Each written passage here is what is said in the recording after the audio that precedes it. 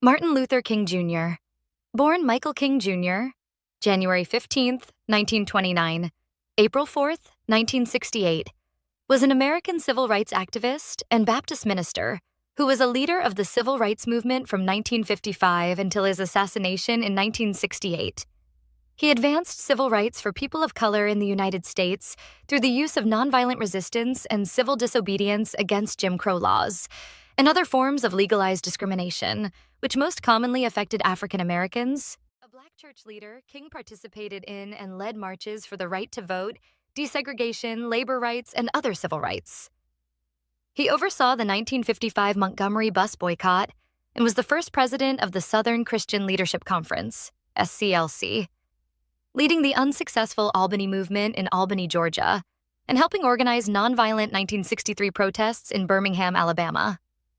King was one of the leaders of the 1963 March on Washington, where he delivered his I Have a Dream speech, and helped organize 2 of the 3 Selma to Montgomery marches during the 1965 Selma voting rights movement. There were dramatic standoffs with segregationist authorities, who often responded violently. The civil rights movement achieved pivotal legislative gains in the Civil Rights Act of 1964, the Voting Rights Act of 1965, and the Fair Housing Act of 1968. King was jailed several times. Federal Bureau of Investigation, FBI, Director J. Edgar Hoover considered King a radical and made him an object of COINTELPRO from 1963. FBI agents investigated him for possible communist ties, spied on his personal life, and secretly recorded him. In 1964, the FBI mailed King a threatening anonymous letter, which he interpreted as an attempt to make him commit suicide. King won the 1964 Nobel Peace Prize for combating racial inequality through nonviolent resistance. In his final years, he expanded his focus to include opposition towards poverty and the Vietnam War.